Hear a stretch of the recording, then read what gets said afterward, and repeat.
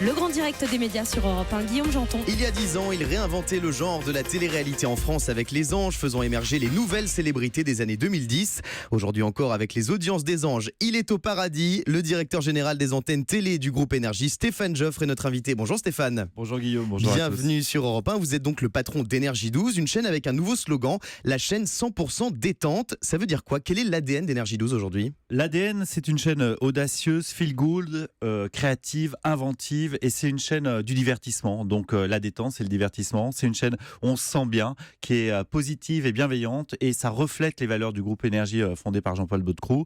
Et avec toutes les équipes, Jean-Paul Baudecroux, Mariam Saleh, vraiment les équipes d'Énergie, on essaye de faire une chaîne vivante, créative et avec un vivier de nouveaux talents. Une chaîne principalement destinée aux jeunes? Oui.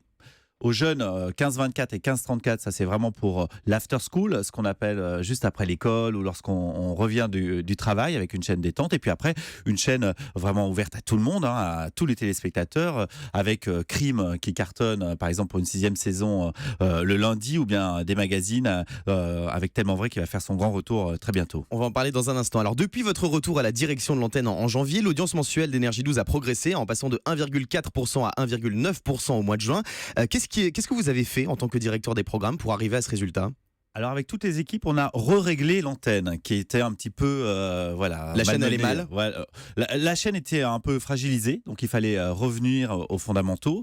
On a recalé l'antenne, on a retravaillé beaucoup sur l'édito du Mad Mag, l'émission éponyme avec Ayem Nour que j'embrasse très fort, et toutes les équipes qui ont fait que cette émission s'est relevée, a repris son entité sur les jeunes. Et puis on a travaillé sur le marketing de la chaîne avec effectivement cette baseline 100% détente, mais également en retravaillant bien les cases du lundi au dimanche, en affinant les horaires, et vraiment un gros travail de marketing sur la chaîne. Et les résultats sont au rendez-vous. Alors l'un des rendez-vous phares d'Énergie 12, c'est évidemment Les Anges, dont la 9e saison vient de s'achever avec de très bons scores, jusqu'à 860 000 téléspectateurs. C'est toujours la marque. 1 million en consolidé. En consolidé avec le replay qui est très consommé. Absolument. Sur Les Anges. C'est toujours la marque d'Énergie 12, Les Anges?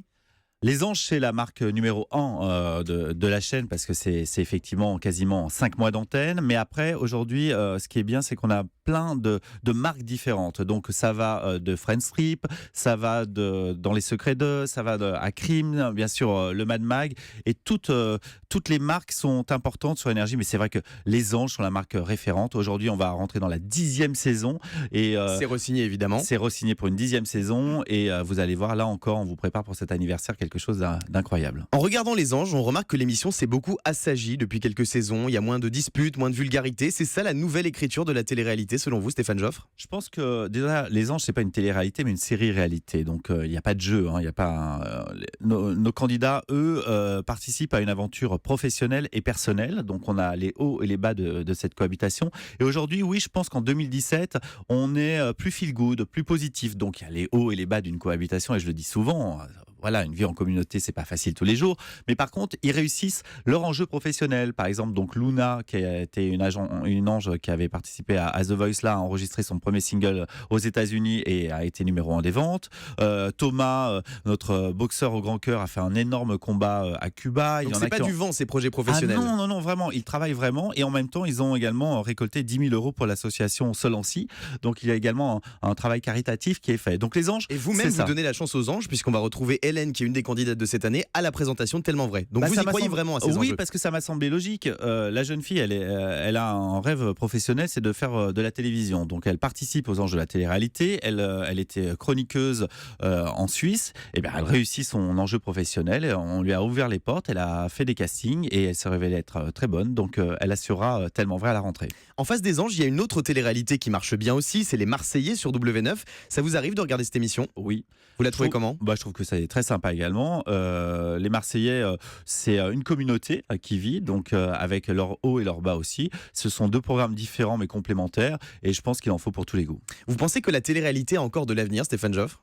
Ah oui, ça j'en suis sûr. Pour moi, la télé-réalité, la série-réalité, ce sont les nouveaux soaps. Donc avant, on avait Hélène et les garçons, ce que je disais souvent, et aujourd'hui, on a des séries-réalités ancrées dans 2017-2020, et elles évoluent constamment, les personnages évoluent, les twists évoluent également, mais oui, c'est du feuilleton du réel.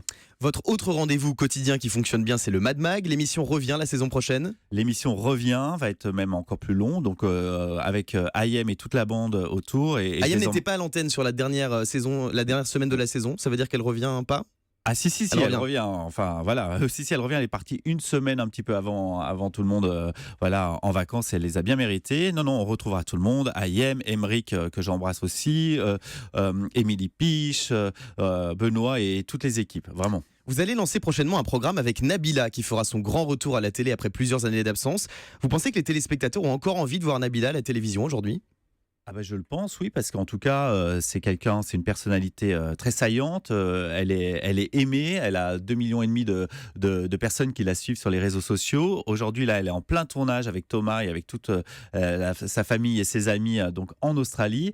Je viens de voir les premiers rushs. C'est incroyable parce que pour la première fois, elle a dit d'accord, j'oublie mes talons aiguilles, j'oublie mes habits de soirée et je pars en sac à dos. Simple life un peu comme on a pu connaître. C'est un petit peu ça, oui. C'est-à-dire qu'elle part en sac à dos avec ses Rangers et elle va traverser l'Australie et 2-3 000 km. Rapidement, Stéphane Joffre, à la rentrée, vous allez donc relancer l'émission Tellement Vrai, mais sans Mathieu Delormeau. Pourquoi? Mathieu Delormeau produit des émissions pour nous, dont Tellement Vrai. Après, Mathieu, je l'adore, mais aujourd'hui, on n'avait pas malheureusement l'émission pour lui. Bon, en tout cas, c'est un talent. Il vous a demandé de revenir sur Énergie 12? On a parlé effectivement de son retour. Moi, c'est quelqu'un que j'aime beaucoup. Après, il faut avoir la bonne émission pour Mathieu. Vous allez lancer d'autres nouveautés sur la chaîne à la rentrée, Stéphane Joffre? Oui, je vais lancer notamment un programme court qui va faire beaucoup parler de lui, qui est un mélange d'amour et d'humour avec 2 nouveaux talents. Et j'ai hâte de vous présenter ça. Qui s'appelle comment? Vous verrez. Stéphane Joffre est notre invité sur Europe 1.